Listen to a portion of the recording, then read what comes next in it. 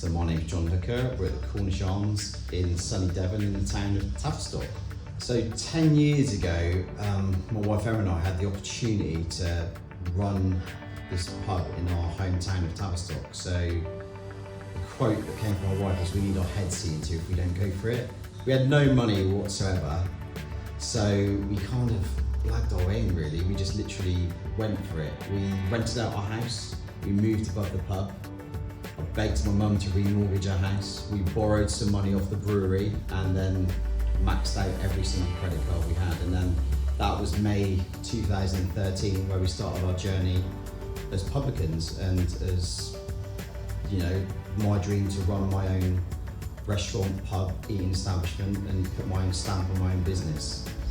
The risk was huge really, but at the time I suppose, I was 31, we were young, we were fearless, and we just wanted to make something and somebody to give us a chance for us to be able to run our own business and operate our own pubs. We started off with, I think it was 11 of us on the first rotors, and from day one we were inundated.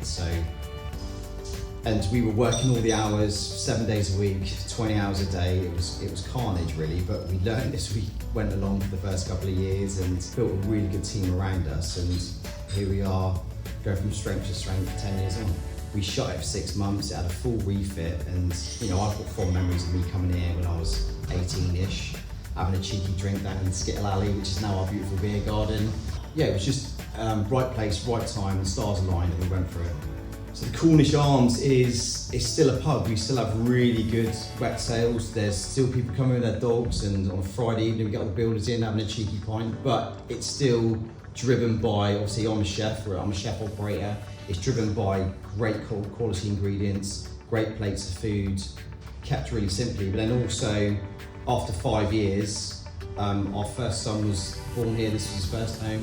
We moved out and then we developed the upstairs into 7 beautiful rooms. So we bolted the rooms onto the business. That gave us a great new dynamic, so we could, you know, have it as a destination pub where people come and stay from far and wide.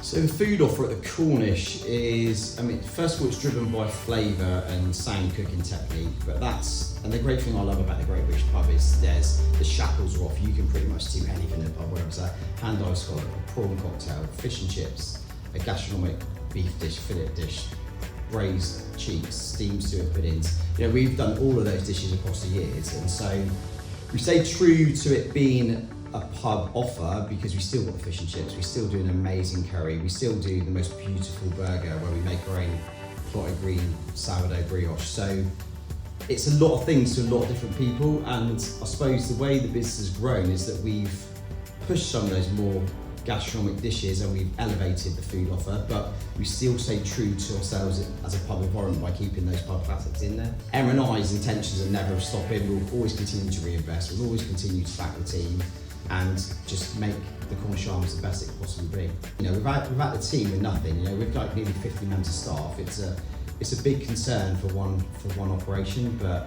and again, the team are testament to our success as well. And without them, we wouldn't be where we are today. The future's looking bright for the team at Cornish Arms because Emma and I in January this year went and looked around a freehold pub that's for sale just 4 miles up the road, the Blacksmith's Arms, and it was the one. It's going to be an amazing pub. It's going to be an amazing little sister to the Cornish Arms. Yeah, success is a lot of things to us, but first and foremost, it's the family life, it's providing for our children. We've come from nothing, and then also looking after that team because they're so important to us, and you know, we're super close to them and they mean a lot to us. So that's key in the fundamentals of our success and the future success of our pubs.